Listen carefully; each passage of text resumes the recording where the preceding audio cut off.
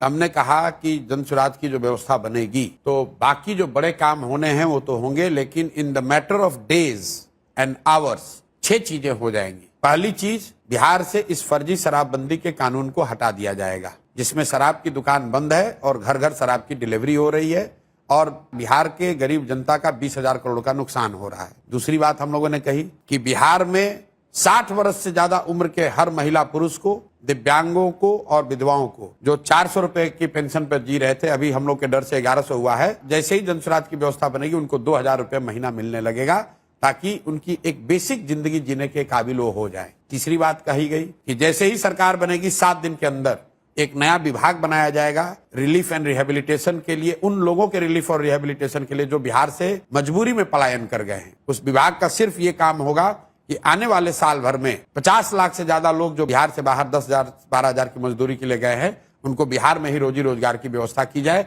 उनको बाहर न जाना पड़े। चौथा काम ये किया जाएगा, जिस गांव में भी सरकारी विद्यालय की हालत खराब है वहां गरीब लोगों को ये सुविधा दे दी जाएगी कि जब तक सरकारी विद्यालय आपका नहीं सुधरता है, आप अपने बच्चे को अपने इलाके के प्राइवेट स्कूल में भेजिए, उसका फीस सरकार भरेगी। पांचवा चीज ये किया जाएगा कि जो लोग भी खेती कर रहे हैं, जो लोग भी खाने वाली खेती से कमाने वाली खेती में मूव करेंगे, मतलब जो धान गेहूं ज्वार बाजरे की खेती को छोड़कर कैश क्रॉप की खेती में जाएंगे, उनको मनरेगा के तहत मजदूर मुफ्त कर दिए जाएंगे। और छठवीं और अंतिम बात, जितने भी लोग यहाँ पर रोजी रोजगार करना चाहते हैं, जो महिलाएं हैं, युवा हैं, उसको हम लोग भीख नहीं देना चाहते हैं। उसको ये कहते हैं कि आप कर्ज लीजिए,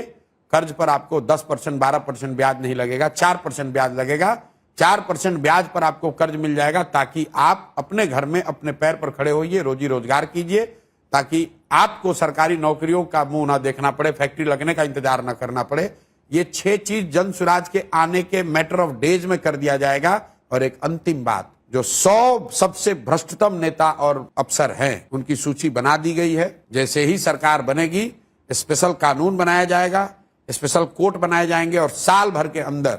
न सिर्फ इन पर कार्रवाई होगी, इनके और इनके परिवार के पास जो बिहार से लूटा हुआ पैसा है उसको जब्त किया जाएगा, बिहार के खजाने में जमा किया जाएगा। और इस काम को करने के लिए कुछ दिन से ज्यादा नहीं चाहिए। इसलिए मैंने कहा है, जन सुराज की जब घोषणा पत्र आएगा उसमें लिखा होगा मैक्सिमम 100 दिन के अंदर ये 7 काम